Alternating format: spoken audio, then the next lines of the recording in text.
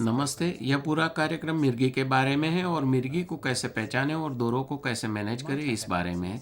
मिर्गी आपको भी हो सकती है या तो आप जानते होंगे किसी को मिर्गी हो। आप मिर्गी से बिल्कुल अपरिचित भी हो सकते हैं। हम आशा करते हैं कि आपको मिर्गी के संबंध में कुछ प्रश्न हो उसके जवाब दे पाएंगे और बताएंगे कि किसी को दौरा पड़े तो कैसे मदद करें। एक बात स्पष्ट कर लें कि वीडियो में सभी दौरे एक्टर्स ने कर दिखाए हैं।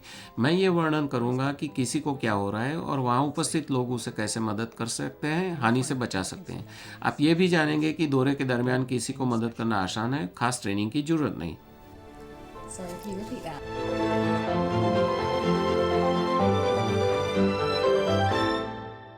It's a neurological ये एक न्यूरोलॉजिकल कंडीशन है जो मगज और नर्वस सिस्टम को असर पहुंचाती है। अगर किसी को बार बार दौरे पड़ते हैं तो उसे मिर्गी है और ये आम है। ब्रिटेन में लगभग 100 में से एक व्यक्ति को मिर्गी है, जो कि 5 लाख से ज़्यादा लोग बनते हैं। मिर्गी किसी को भी हो सकती है। ये सभी जाति और समाज के वर्गों में होती है। ये किसी भी उम्र में शुरू हो सकती है, मगर ज़्यादातर बच्चों में और 65 साल से ऊपर के लोगों में निदान की जाती है। इसके कई कारण हैं, जैसे कि सर पे चोट, मेनिंजाइटिस जैसा कोई चेप, कोई घाव या तो ट्यूमर। कभी कभी ये वारसागत भी हो सकते हैं या तो जीन्स में कोई फेरफार से। कभी कभी कारण नहीं जाने जाते, मगर ये ऐसा नहीं है कि कोई व्यक्ति के संसर्ग से हो। you can catch from another person.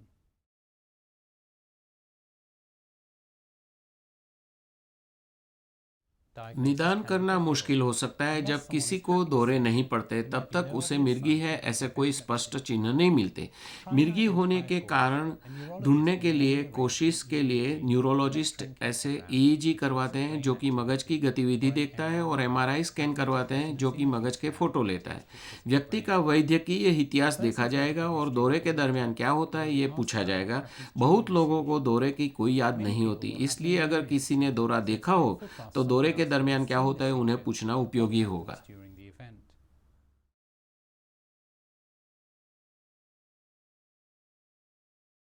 दौरों के लिए बहुत नाम बोले जाते हैं, जैसे कि फिट्स, फनी टर्न्स, मगर सभी मिर्गी के दौरे मगज से शुरू होते हैं।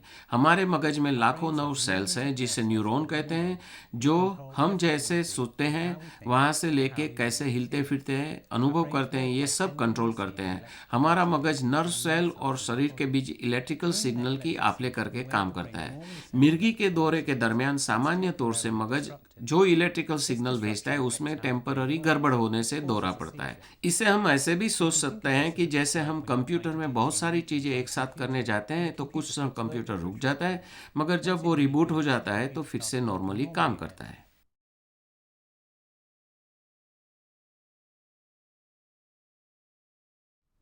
So what तो triggers a दौरे कौन seizure? शुरू करता है? दौरे कहीं भी हो सकते हैं और अक्सर बिना वार्निंग के होते हैं। कुछ लोगों को कुछ परिस्थिति दौरे ला सकती है या शुरू कर सकती है। आमतौर से स्ट्रेस, नींद की कमी और दवाई भूल जाने से दौरे शुरू होते हैं।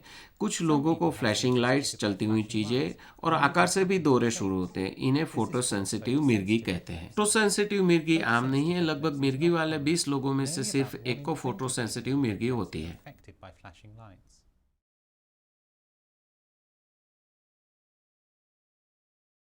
मिर्गी की ट्रीटमेंट का लक्ष्य दौरों पर काबू और दौरों को रोकना है। मिर्गी वाले ज़्यादातर लोग अपनी मिर्गी के लिए एंटी एपिलेप्टिक नाम की दवाई लेते हैं। ये दवाई मगज की ज्यादती वाली इलेक्ट्रिकल गतिविधि घटा के दौरों को होने से रोकती है। दवाई मिर्गी को मिटाती नहीं है और आमतौर से दौरे के दरमियान दौरों को रोकने के लिए नहीं ली जाती। ऐसे तो एंटी एपिलेप्टिक दवाई बहुत सारे लोगों के दौरे कंट्रोल करती है, मगर जिनके लिए ये दवाई काम नहीं करती उनके लिए दूसरे प्रकार की ट्रीटमेंट ट्राई करते हैं। इसमें मगज की सर्जरी भी है कि जिसमें ब्रेन का वो हिस्सा जो कि दौरे लाता है उसे निकाला जाता है। इसके लिए एक डिवाइस इम्प्लांट की जाती है जिसका हेतु दौरों को रोकना या कम करने, मगज की इलेक्ट्रिकल गतिविधि कम करना है। कुछ लोगों के दौरे अपने आप ही बंद हो जाते हैं और कुछ लोगों को मिर्गी जीवन भर रहती है।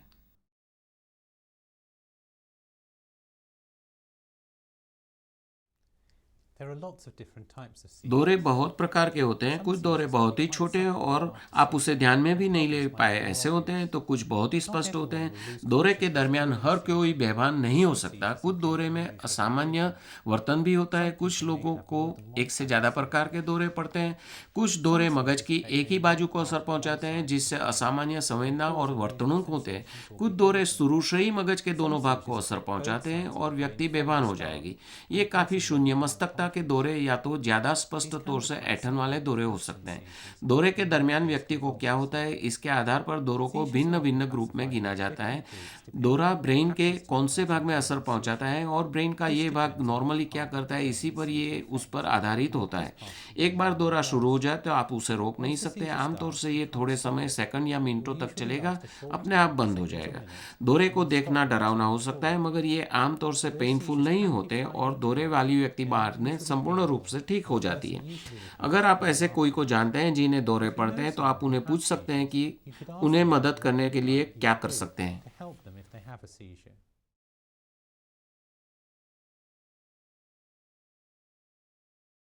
अब हम विभिन्न प्रकार के दौरे का डेमोन्स्ट्रेशन देखेंगे।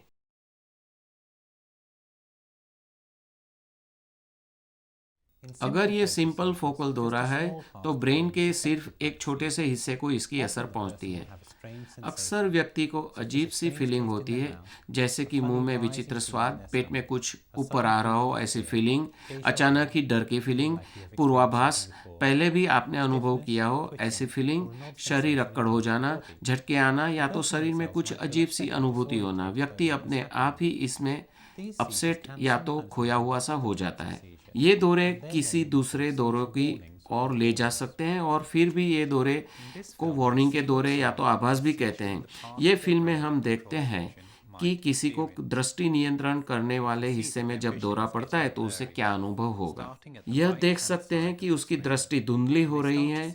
स्क्रीन की दाहिनी ओर से शुरू करते हुए वो कलर लाइट्स देखते हैं जो आसपास घूमते कलर बदल रही है। वो सिर्फ कलर लाइट्स ही देख सकते हैं जो ब्राइट होने के बाद चली जाती है। व्यक्ति जान रही होगी कि क्या हो रहा है, मगर आसपास के लोगों को खबर भी नहीं हो कि उसे दौरा पड़ रहा है। जब किसी को भी सिंपल फोकल दौरा पड़ता है तो आपको कुछ करने की जरूरत नहीं, सिवा कि वो अपसेट या भ्रमित हो तो उसे विश्वास दिलाएं।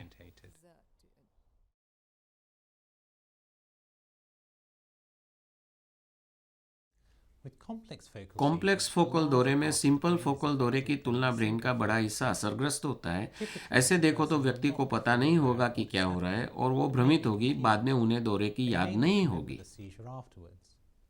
During ये these दौरों seizures, के the दरमियान person व्यक्ति is trained to अजीब repeat या तो बार बार हरकतें such as करती lip हैं, smacking, जैसे कि होठ chewing, चटकाना या तो their कुछ mouth. चबाने की They एक्टिंग might करनी, fiddle with the कपड़ों या clothing, टेबल की fixing चीज़ों को the इधर उधर table, करना, make बड़बड़ाना या तो noises, विचित्र ढंग से perhaps हाथ पैर strange हिलाना। postures with their arms or legs. व्यक्ति को खबर नहीं होगी कि वो क्या कर रही है और आप उनसे बात करेंगे तो वो कोई प्रतिभाव नहीं दे पाएंगे। कॉम्प्लेक्स फोकल दौरे कुछ सेकंड से लेकर कुछ मिनटों तक चल सकते हैं, मगर व्यक्ति को नॉर्मल होने में कुछ ज़्यादा समय लगता है। यहाँ हम देख सकते हैं कि टॉम अपने कुछ दोस्तों के साथ फुटबॉल खेल रहा है। वो अचानक ही दौड़ते रुक जाता है और स्थिर खड़ा रह जाता है। हम देख सकते हैं कि वो अपने टॉप के साथ कुछ कर रहा है और उसने मुट्ठी बंद करके हाथ ऊपर रखा है। वो मुंह से चबाने की हिलचाल कर रहा है और उसे अपने आसपास क्या हो रहा है उसका कुछ पता नहीं। उसका दोस्त आया और संभाल के पीछ के बाहर ले गया। वो उसके साथ धीरे से और शांति से बात कर रहा है कि वो चौंक नहीं पड़े। Is everything all right? He makes sure उसने निश्चित किया कि टॉम कोई भी भयजनक स्थिति में न रहे। He's having a seizure. Can you hear me? as he starts to वो अब नॉर्मल हो रहा है, मगर थोड़ा सा कंफ्यूज्ड है। टॉम को याद नहीं रहेगा कि दौरा पड़ने के दरमियान क्या हुआ था। seizure.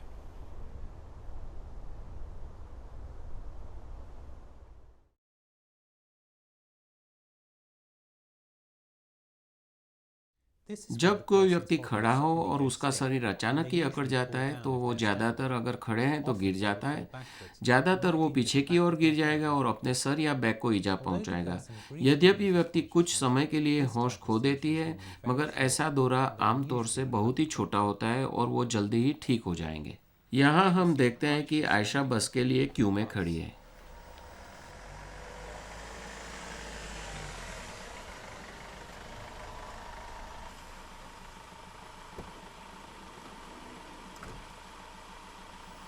वो अचानक ही अक्कड़ होकर पीछे गिर गई और जैसे ही वो नीचे गिर पड़ती है वो ठीक भी होने लगती है। You're right. हम देख सकते हैं कि उसकी फ्रेंड ने उसे विश्वास दिलाया और ये सुनिश्चित किया उसने अपने आप को ईजा नहीं पहुंचाई। I'm fine.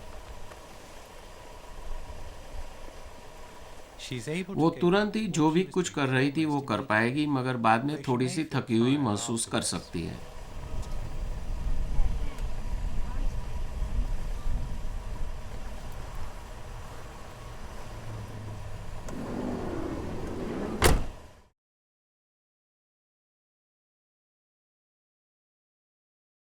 एटोनिक दौरे में व्यक्ति का शरीर अचानक ही पीला पीला पड़ जाता है। अगर वो खड़ा है तो आमतौर से गिर जाएगा। उनकी आगे की ओर गिरने की संभावना ज़्यादा है, इसलिए वो अपने सर या मुंह को ईजा पहुंचा सकते हैं। कभी कभी इसे ड्रॉप अटैक्स कहते हैं। Bring it forward a little bit more. I don't, यद्यपि व्यक्ति कुछ समय के लिए होश खो देता है, तब भी इस प्रकार का दौरा सामान्यतः बहुत छोटा होता है और वह आमतौर पर जल्दी से ठीक हो जाएगा। यहाँ हम रवि को काम पर देख सकते हैं। This file somewhere. Yeah, okay. Ravi, could you do us a favour? Could you pass me that file? Sure, yeah. Yes, that would be great. Thank you. Thanks. I'll find out what वह अचानक लंगड़ाने लगा और आगे की ओर गिर गया। Tuesday. I'm going to call you back. Hang on. almost लगभग immediately तुरंत ही starts वह to come ठीक round होने and लगा। recover. You all right? I'm okay, thanks. Okay. Can I get you anything? हम देख सकते हैं कि उसके सहयोगी ने देखा कि उसे चोट तो नहीं लगी है और वह जो कर रहा था वो करने वापस जा पाएगा। Back on the phone then.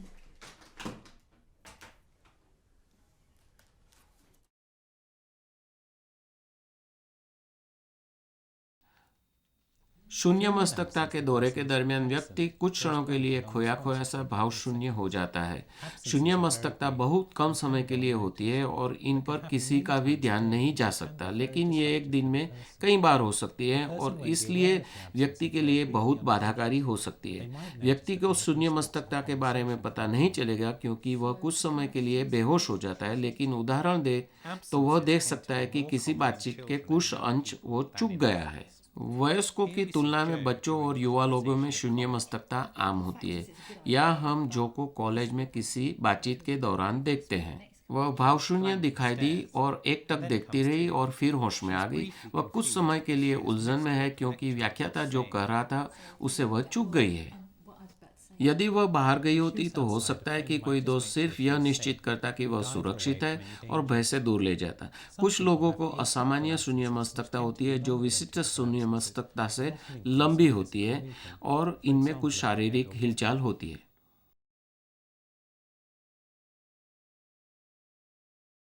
माइक्लोनिक का अर्थ है स्नायु का झटका। इन दौरों में व्यक्ति को कुछ समय के लिए किसी स्नायु का झटका लगता है। यह किसी हाथ या पैर या शरीर में हो सकता है। यह शरीर के एक या दोनों भाग को असर कर सकता है। ये झटके कुछ ऐसे झटकों की तरह होते हैं जो हम सभी को कभी कभी जब हम सोते हैं तो लगते हैं, लेकिन माइक्लोनिक दौरे दिन के अन्य समयों पर भी होते हैं। सबसे पहले अक्सर सुबह उठते समय। ये झटके भी अक्सर समूहों में होते हैं और बहुत कम अंतराल में होते हैं। यहाँ हम देखते हैं कि सारा को कुछ क्षण के लिए उसके हाथ में एक झटका लगा है जबकि वह अपना मेकअप कर रही है। यह उसके लिए स्पष्ट रूप से निराशाजनक है, लेकिन ऐसा कुछ नहीं है कि जिसे करने की आवश्यकता हो। सिर्फ निश्चित करें कि उसने स्वयं को चोट नहीं पहुंचाई।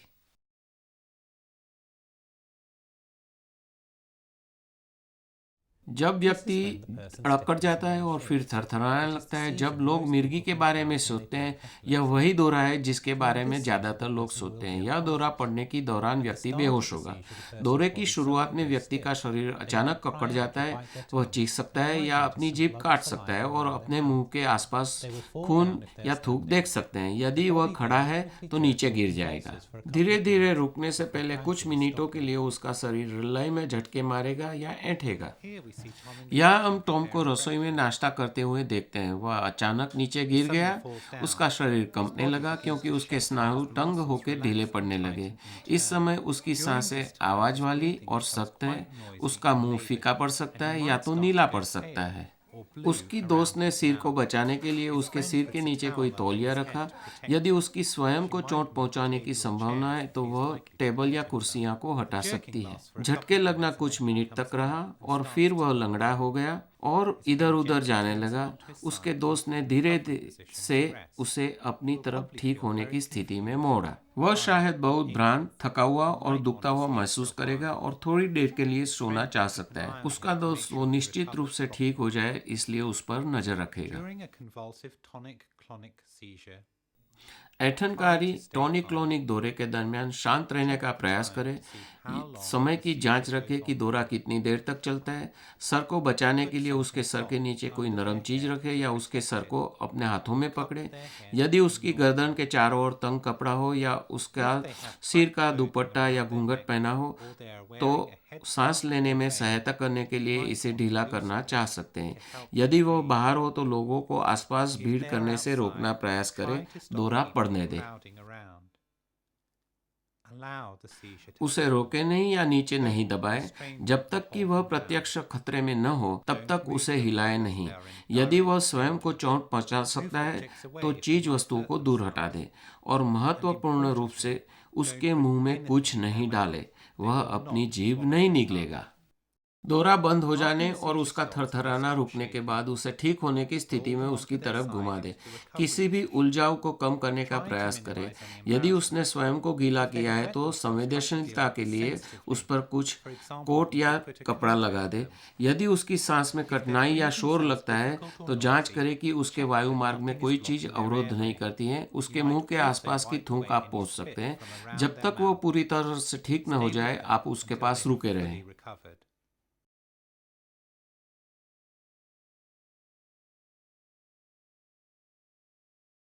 गौण रूप से सामान्यीकृत दौरे तब होते हैं जब कोई सरल या जटिल फोकल दौरा इस प्रकार फैलता है कि दौरा मस्तिष्क के दोनों भाग को प्रभावित करता है।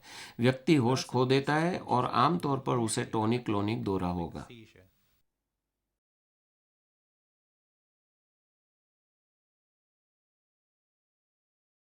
कभी कभी जब किसी को कोई दौरा पड़ता है तो सहायता लेना आवश्यक हो सकता है और इसलिए यहाँ कुछ सुझाव दिए हैं। दौरे अल्पकालिक होते हैं और अपने आप समाप्त हो जाते हैं। आमतौर पर किसी दौरे के बाद लोगों को चिकित्सा उपचार की आवश्यकता नहीं होती और अस्पताल जाने की आवश्यकता नहीं है। हालांकि निम्नलिखित स्थितियों में उसे एम्बुलेंस के लिए 999 पर कॉल करना जरूरी है। यदि उसे यह पहला दौरा पड़ा है, उसने स्वयं को घायल किया है, दौरे के बाद उसे सांस लेने में परेशानी है, बीच में ठीक हुए बिना एक दौरे के तुरंत बाद दूसरा दौरा पड़ता है, उसके लिए सामान्य की तुलना में 2 मिनट लंबे समय तक रहता है या दौरा 5 मिनट के बाद भी बंद नहीं होता है।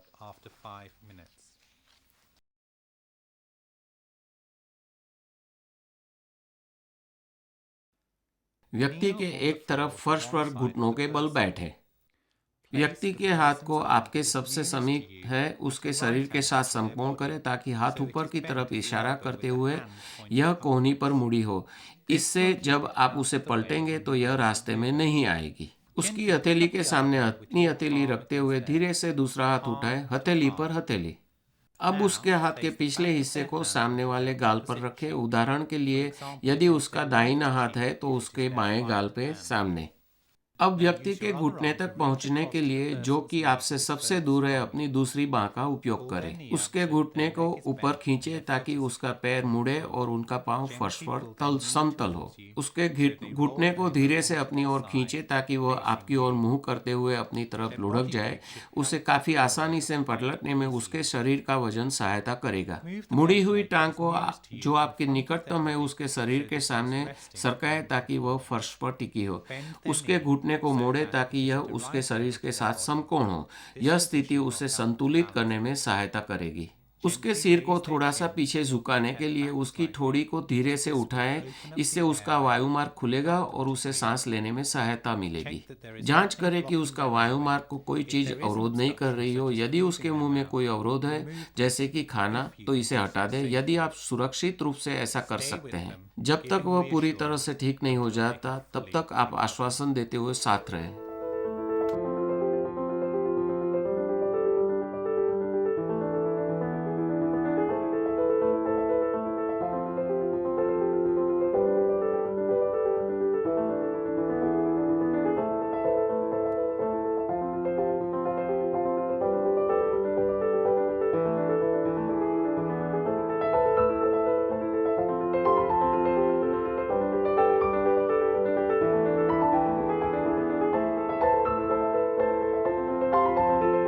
मुझे आशा है कि हमने मिर्गी के बारे में और ज़्यादा समझने में आपकी सहायता की है। यदि आप और अधिक जानना चाहते हैं तो आप एपिलेप्सी सोसाइटी से संपर्क कर सकते हैं।